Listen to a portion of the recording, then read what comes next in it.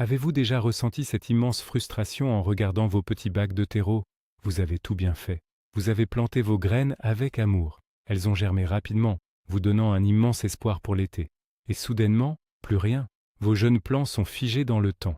Ils ne grandissent plus, leurs feuilles pâlissent, et vous commencez à imaginer que votre récolte de légumes est déjà perdue. C'est le cauchemar de tout jardinier. Mais et si je vous disais que cette stagnation est en fait une opportunité incroyable? Aujourd'hui, nous allons parler des semis qui s'arrêtent de pousser. Je vais vous prouver que faire moins d'efforts donne souvent de meilleurs résultats. Je vais partager avec vous 3 préparations magiques et totalement naturelles qui vont relancer la machine. Oubliez les produits chimiques hors de prix. Restez avec moi jusqu'à la fin, car la vérité sur la façon de tripler votre récolte va totalement à l'encontre de tout ce que les vieux manuels de jardinage vous ont appris. Prêt à transformer votre potager sans transpirer? Dites-moi dans les commentaires quels légumes vous donnent le plus de fil à retordre cette année. Pour comprendre pourquoi vos jeunes pousses font la grève, il faut regarder ce qui se passe sous la surface de la terre. Quand une graine germe, elle utilise sa propre réserve d'énergie intégrée. C'est comme un astronaute qui part avec son sac à dos de survie. Cette réserve est contenue dans les 2 premières fausses feuilles qui apparaissent. Grâce à cela, la plante n'a besoin de rien d'autre que d'un peu d'humidité et de chaleur pour démarrer. Mais au bout de quelques semaines, ce sac à dos magique est totalement vide. La jeune plante entre alors dans sa phase d'adolescence. Elle doit commencer à puiser sa propre nourriture dans le terreau, grâce à ses minuscules racines. C'est exactement à ce moment précis que le blocage se produit. Si le terreau est trop pauvre, trop froid ou trop tassé, la plante ne trouve pas l'énergie dont elle a désespérément besoin. Elle se met alors en mode survie. Elle arrête complètement de grandir pour économiser ses forces. Comprendre ce mécanisme d'économie d'énergie est la clé de notre approche de jardinage paresseux. Nous n'allons pas la forcer, nous allons simplement lui offrir un buffet facile à digérer. La première erreur fatale que nous faisons tous, c'est de paniquer et de sortir l'arrosoir. Nous voyons un plant qui ne bouge plus et notre cerveau nous dit qu'il a soif. C'est un mythe redoutable. En réalité, un excès d'eau est la pire chose à faire à ce stade. Quand vous inondez le petit pot, l'eau chasse tout l'oxygène présent dans la terre. Or, les racines ont un besoin vital de respirer pour fonctionner. Sans oxygène, elles commencent à suffoquer et finissent par pourrir. Imaginez que l'on vous plonge la tête sous l'eau au moment où vous essayez de manger votre repas. C'est exactement ce que ressent votre plante. Ce blocage de croissance n'est donc pas un appel à l'eau, mais un appel à l'aide pour obtenir des nutriments spécifiques. En tant que jardinier adepte du moindre effort, notre règle d'or est de toujours vérifier l'humidité du sol avec le doigt. Si la terre est fraîche et légèrement humide, à quelques centimètres de profondeur, rangez cet arrosoir immédiatement. Le secret de la réussite réside dans la modération. Un terreau léger et aéré est la première fondation pour relancer la croissance de nos futurs légumes sans nous épuiser à corriger nos propres erreurs. Maintenant que nous avons posé l'arrosoir, regardons de plus près les signaux de détresse. Un semis bloqué vous parle à travers ses couleurs. Si vous observez que les nouvelles feuilles sont d'un vert très pâle, presque jaune, c'est un signe clair. La plante manque cruellement d'azote. L'azote est le moteur principal pour fabriquer des feuilles bien vertes et robustes. D'un autre côté, si vous remarquez que la tige ou le dessous des feuilles prend une couleur violacée, le diagnostic est différent. C'est le signe typique d'un manque de phosphore. Le phosphore est l'architecte des racines. Sans lui, la base de la plante ne peut pas s'étendre. Apprendre à lire ces couleurs vous transforme en un véritable détective du potager. C'est une compétence qui ne demande aucun effort physique, juste un peu d'observation. Au lieu de traiter à l'aveugle, vous comprenez exactement ce qui se passe. Cette approche ciblée est le cœur de notre stratégie paresseuse. Nous allons utiliser l'énergie de la plante pour guider nos actions plutôt que de deviner au hasard et de gaspiller notre temps précieux. Passons à notre première arme secrète. Il s'agit d'un produit que vous avez très probablement déjà dans votre cuisine. C'est une simple levure de boulanger. Oui, vous avez bien entendu. La levure n'est pas seulement faite pour faire gonfler le pain, elle fait aussi des miracles sur les jeunes pousses. Pourquoi la levure? Parce qu'elle regorge de vitamines, d'acides aminés et surtout de champignons bénéfiques. Quand vous introduisez cette levure dans la terre de vos petits pots, elle agit comme une armée de travailleurs acharnés. Elle va décomposer les matières organiques complexes présentes dans le terreau. Elle transforme une nourriture lourde et indigeste en un nectar sucré que les racines minuscules peuvent absorber sans le moindre effort. Imaginez que la levure prémâche le repas de vos plantes. C'est le principe même du jardinage intelligent. Vous déléguez le travail difficile aux micro-organismes du sol. Ainsi, vos plantes reçoivent un afflux d'énergie massive et rapidement assimilable, ce qui va immédiatement relancer la création de nouvelles tiges robustes. La préparation de cet élixir à la levure est d'une simplicité enfantine. Prenez 1 litre d'eau tiède. Il est crucial que l'eau soit tiède et non pas brûlante, car la chaleur excessive tuerait les bonnes bactéries. Ajoutez 1 cuillère de levure sèche de boulanger. Ensuite, le grand secret est d'ajouter 1 cuillère de sucre en poudre. Le sucre va réveiller la levure et lui donner l'énergie nécessaire pour se multiplier rapidement. Mélangez doucement et laissez reposer ce breuvage magique pendant environ 2 heures dans un endroit chaud de la maison. Vous allez voir une petite mousse se former à la surface. C'est le signe que la vie microscopique est en pleine effervescence. Une fois ce temps écoulé, il ne faut surtout pas l'utiliser pur. Il faut diluer ce mélange.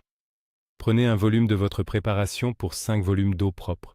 Vous avez maintenant un stimulant de croissance d'une puissance incroyable. Et tout cela vous a pris moins de 5 minutes de travail réel. C'est la magie de l'autosuffisance alliée au bon sens.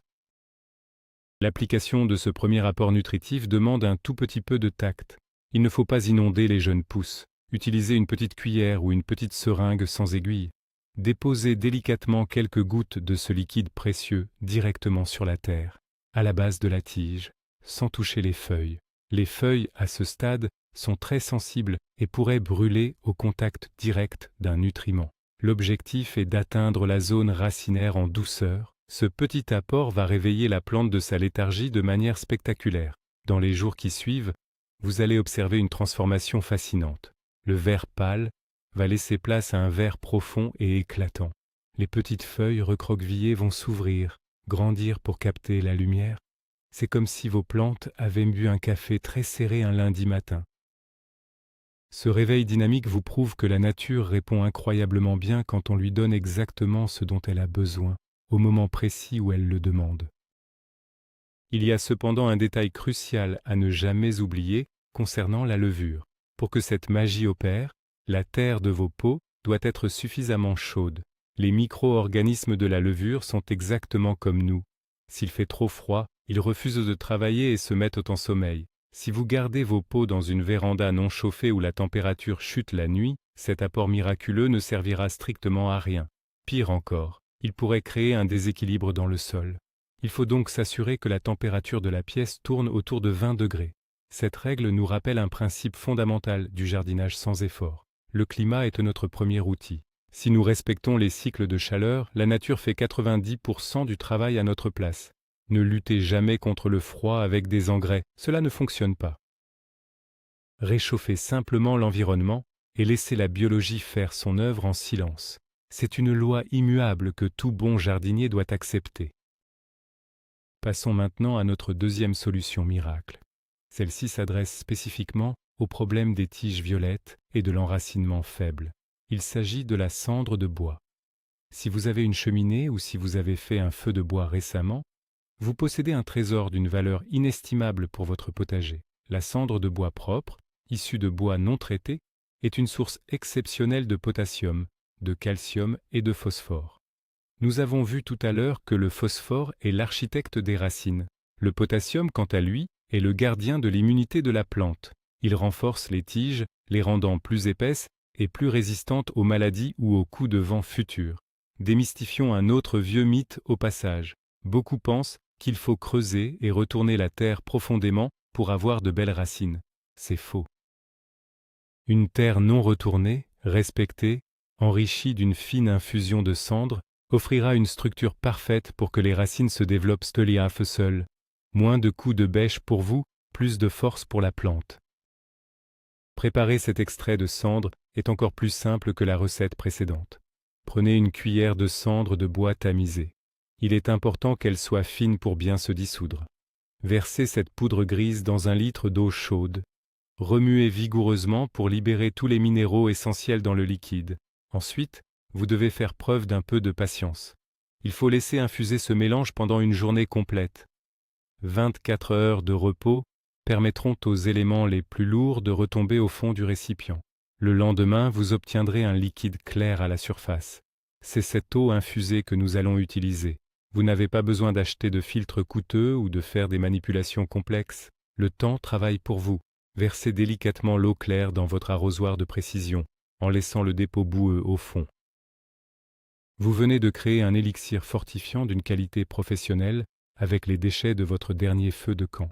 C'est ça, la vraie gestion intelligente des ressources. L'utilisation de cette eau de cendre doit se faire avec parcimonie. La cendre est très puissante et elle modifie l'acidité de la terre. C'est pour cela que nous l'utilisons sous forme liquide et très diluée. Donnez cette infusion à vos petites plantes une seule fois. Cet apport unique est souvent suffisant pour débloquer l'absorption du phosphore. Imaginez que vous construisez un gratte-ciel. La levure a aidé à construire les premiers étages visibles, mais la cendre va couler le béton des fondations souterraines. Des fondations solides signifient que la plante pourra puiser l'eau toute seule en profondeur cet été, vous épargnant des heures d'arrosage sous le soleil brûlant. C'est un investissement minimal aujourd'hui pour un confort maximal dans quelques mois. En observant vos plants quelques jours après cet apport, vous remarquerez que les tiges deviennent plus trapues. Elles ne filent plus vers le haut de manière fragile, mais s'épaississent. C'est exactement le signal visuel que vos fondations sont en train de se consolider. Cependant, il y a un piège que même le meilleur nutriment du monde ne peut compenser.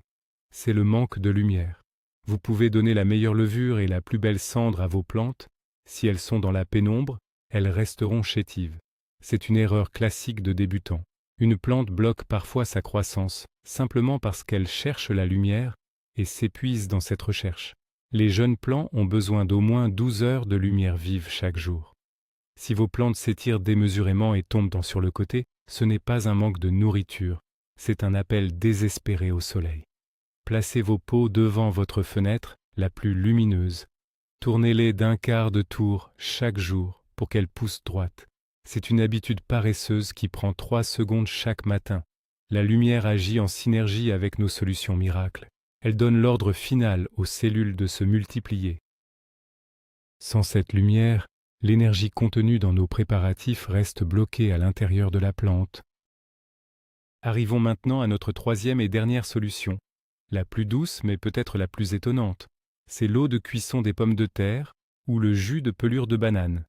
Oui, nos déchets de cuisine regorgent de trésors insoupçonnés. La peau de banane est incroyablement riche en potassium et en oligo-éléments rares. La pomme de terre libère de l'amidon doux et des vitamines. Ces éléments agissent comme un bouclier anti-stress pour vos jeunes amis verts. Quand une plante reste bloquée trop longtemps dans un petit pot, elle stresse.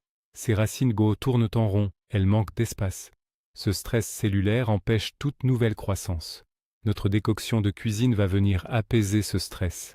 Elle agit littéralement comme un massage relaxant pour les racines tendues. Elle renforce l'épaisseur des parois cellulaires.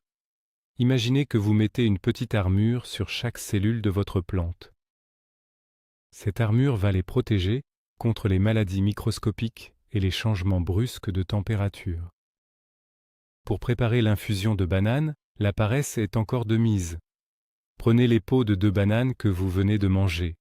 Coupez-les grossièrement en petits morceaux. Mettez ces morceaux dans un bocal et recouvrez-les d'1 litre d'eau.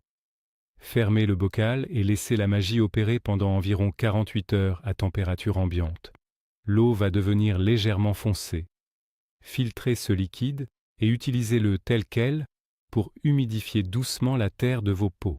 C'est une nourriture extrêmement douce, il n'y a quasiment aucun risque de brûler les racines avec cette méthode. C'est l'avantage absolu des méthodes naturelles par rapport aux granulés synthétiques du commerce. Vous nourrissez doucement, sans agresser. Si vous préférez l'eau de cuisson des pommes de terre, assurez-vous impérativement qu'elle ne soit pas salée. Le sel est un poison mortel pour les végétaux. Laissez-la refroidir totalement et utilisez-la directement. Ces gestes simples transforment vos déchets en or noir pour votre jardin, réduisant ainsi vos poubelles tout en dopant votre récolte. La grande question qui se pose maintenant est de savoir comment combiner ces trois miracles de la nature. Faut-il tous les donner en même temps? Absolument pas. C'est ici que l'art du jardinage intelligent prend tout son sens. Le secret est la rotation et la patience. Si vos semis sont bloqués et pâles, commencez par la préparation à la levure pour donner un coup de fouet azoté. Attendez une dizaine de jours. Observez la réaction. Si la couleur s'améliore mais que la tige reste fine, apportez l'infusion de cendre pour structurer le squelette. Enfin, gardez l'élixir de banane pour la dernière semaine avant le grand repiquage en pleine terre, afin de blinder leur immunité contre le choc thermique de l'extérieur. Ne mélangez jamais les recettes dans le même arrosoir. C'est comme vouloir manger l'entrée, le plat et le dessert dans la même assiette. Vous risqueriez de créer des réactions chimiques imprévisibles dans le petit volume du pot. En espaçant les apports, vous imitez le cycle naturel de la terre, sans effort et avec une précision redoutable. Je dois vous alerter sur un danger majeur qui ruine les efforts de nombreux passionnés. C'est le piège des engrais liquides achetés en supermarché ou en jardinerie, ceux qui promettent des miracles chimiques instantanés. Ces produits sont souvent beaucoup trop concentrés pour les jeunes pousses. C'est une erreur colossale de penser que plus on en met, plus la plante grandira vite. En réalité, ces sels chimiques surdosés agissent comme un acide sur les toutes jeunes racines. Ils brûlent les poils absorbants invisibles à l'œil nu. Le résultat est tragique. En voulant sauver votre plante bloquée, vous la tuez instantanément. Ses feuilles vont flétrir du jour au lendemain et il sera impossible de revenir en arrière. Notre méthode naturelle avec la levure, la cendre et la banane est conçue pour être assimilée lentement. Elle respecte la fragilité des premières semaines de vie. Ne cédez jamais à la tentation de la solution chimique de facilité, car elle vous demandera finalement de tout recommencer à zéro, ruinant ainsi votre rêve de jardinage paresseux. Il y a un autre détail invisible qui peut saboter toutes nos merveilleuses préparations naturelles. C'est la qualité de l'eau que vous sortez de votre robinet. L'eau de la ville est très souvent traitée au chlore pour la rendre potable. C'est parfait pour nous, mais c'est un désastre pour nos élixirs vivants. Le chlore est conçu pour tuer les bactéries. Si vous utilisez de l'eau chlorée pour préparer votre levure, le chlore va assassiner les bons micro-organismes avant même qu'ils n'atteignent la terre de vos pots. Imaginez que vous construisez une ville microscopique bénéfique et que vous envoyez un produit toxique pour tout raser. Pour éviter ce drame absolu, l'astuce est ridicule de simplicité. Remplissez votre arrosoir ou votre bouteille d'eau du robinet la veille au soir. Laissez l'eau reposer à l'air libre toute la nuit. Le chlore est un gaz volatile. Il va s'évaporer naturellement dans l'air pendant que vous dormez. Le lendemain matin, vous avez une eau pure, saine et prête à accueillir vos préparations magiques. C'est un détail qui change tout. Comment savoir si vos efforts ont été couronnés de succès? La réponse de la nature est très rapide à ce stade de la vie de la plante. Après avoir appliqué notre première solution, par exemple la levure, observez vos pots pendant 48 à 72 heures. Le premier signe de guérison ne se trouve pas toujours sur les feuilles. Regardez le centre exact de la plante, là où les nouvelles tiges se forment. C'est le cœur du réacteur. Si vous voyez une minuscule pointe verte poindre fièrement vers le haut, c'est gagné. La croissance a redémarré. Les vieilles feuilles jaunes du bas pourraient ne jamais reverdir, et ce n'est pas grave du tout. Elles ont fait leur travail. Ce qui compte, c'est la vitalité de la nouvelle pousse. Cette capacité à lire le langage corporel de vos légumes est la compétence la plus précieuse que vous puissiez développer. Elle vous libère de l'anxiété et des calendriers de jardinage rigides. Vous agissez uniquement quand c'est nécessaire, ce qui est la définition même de l'efficacité. Il y a une immense récompense cachée derrière cette méthode douce. En nourrissant vos petits plants de cette manière spécifique, vous ne faites pas que relancer leur croissance immédiate. Vous préparez des guerriers pour l'été, des tomates ou des poivrons qui ont développé des racines solides grâce à la cendre et une paroi cellulaire épaisse grâce au potassium de la banane seront infiniment plus résistants aux agressions extérieures. Quand vous les planterez dans votre potager, ils subiront beaucoup moins le stress du repiquage. Mais surtout, une plante bien nourrie naturellement dégage des signaux qui éloignent certains parasites. Les pucerons, par exemple, s'attaquent en priorité aux plantes affaiblies ou gorgées d'azote chimique rapide. En créant des plantes naturellement robustes, vous vous épargnez des semaines de lutte contre les insectes nuisibles sous la chaleur du mois de juillet. C'est l'essence même du jardinier malin. Un petit soin stratégique au mois d'avril remplace des heures de traitement et de désespoir au mois d'août. Une fois que vos semis ont repris une belle croissance grâce à nos 3 astuces, ils vont rapidement se retrouver à l'étroit. Il sera bientôt temps de les transférer dans le vrai potager. Mais attention, c'est là que beaucoup de jardiniers pressés font une erreur fatale. Sortir une jeune plante chouchoutée au chaud et la planter directement sous le soleil brûlant ou le vent froid est un véritable choc traumatique. C'est comme sortir d'un bain chaud pour plonger dans la neige. Pour éviter que vos belles plantes relancées ne se bloquent à nouveau, il faut les acclimater. C'est la phase d'endurcissement. Pendant une semaine, sortez vos pots à l'extérieur. Le premier jour, mettez-les à l'ombre totale pendant 2 ou 3 heures, puis rentrez-les. Le lendemain, laissez-les un peu plus longtemps, avec 1 heure de soleil doux le matin, augmentez très progressivement l'exposition. Ce processus lent permet à la cuticule des feuilles de s'épaissir pour résister aux rayons ultraviolets. C'est la touche finale pour garantir que vos efforts paieront au centuple. En appliquant cette philosophie globale, vous changez complètement votre rapport au jardin. Le potager ne doit pas être une corvée de forçat où l'on retourne la terre à la sueur de son front tout en achetant des produits hors de prix. C'est un écosystème intelligent qui ne demande qu'à être compris. Nos 3 préparations de levure, de cendre et de peau de banane ne sont pas que de simples recettes.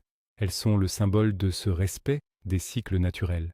Vous prenez des éléments simples, vous comprenez le besoin précis de la plante à son moment de blocage, et vous agissez avec une douceur millimétrée. En retour, la nature vous offre une vigueur exceptionnelle. Vos petits plants chétifs deviennent des forces de la nature. C'est une immense fierté de voir une plante que l'on croyait perdue se transformer en un buisson géant chargé de fruits juteux. Et savoir que vous avez réussi cela sans produits chimiques, avec l'intelligence du paresseux, rendra le goût de votre première tomate récoltée encore plus extraordinaire. Souvenez-vous bien de cette règle fondamentale. Chaque problème de votre potager a une solution simple, souvent cachée dans vos placards de cuisine ou au fond du jardin. L'arrêt de la croissance de vos jeunes pousses n'était pas une condamnation. C'était un simple test de votre capacité à observer et à adapter votre méthode. Maintenant que vous possédez ces 3 armes secrètes, vous êtes armé pour sauver n'importe quelle saison mal engagée. N'ayez plus peur des échecs temporaires. Expérimentez avec ces dilutions douces. Observez la terre de vos pots se remplir de vie invisible. Regardez vos tiges s'épaissir en quelques jours. La confiance que vous allez acquérir en voyant vos semis redémarrer de plus belle est le plus beau cadeau de cette méthode. Vous n'êtes plus un simple spectateur inquiet, vous êtes le chef d'orchestre paisible de votre propre nourriture. Et c'est exactement de cette façon que l'on crée un espace nourricier abondant, sain et joyeux. Voilà, vous connaissez maintenant le grand secret. Et c'est peut-être là la plus belle révélation de cette vidéo. La clé pour avoir des récoltes phénoménales ne se trouve pas dans la taille des feuilles de vos jeunes plants, mais dans la force invisible de leurs racines et la richesse des micro-organismes du sol, en nourrissant doucement avec la levure pour éveiller la terre, en fortifiant les bases avec l'infusion de cendre et en protégeant les cellules avec l'extrait de banane, vous avez construit de véritables machines à produire des légumes. Ce que vous avez fait aujourd'hui avec un minimum d'effort et 0 € dépensés en jardinerie vous épargnera des mois de galères, de maladies et d'arrosage intensif cet été. Ne jetez plus jamais vos semis qui stagnent, écoutez-les et donnez-leur ce petit coup de pouce intelligent. Si vous appliquez ces astuces, je vous garantis que vous allez crouler sous les tomates et les courgettes cette année. Merci infiniment d'avoir regardé cette vidéo jusqu'au bout. Si ces conseils de jardinier paresseux vous ont été utiles, n'oubliez pas de vous abonner à la chaîne pour ne rater aucun de nos futurs secrets. Laissez un gros pouce bleu pour soutenir notre travail, cela aide énormément la chaîne. Et maintenant, c'est à vous de jouer. Dites-moi dans les commentaires, laquelle de ces 3 recettes allez-vous essayer en premier dès demain matin? J'ai hâte de lire vos réponses et d'échanger avec vous.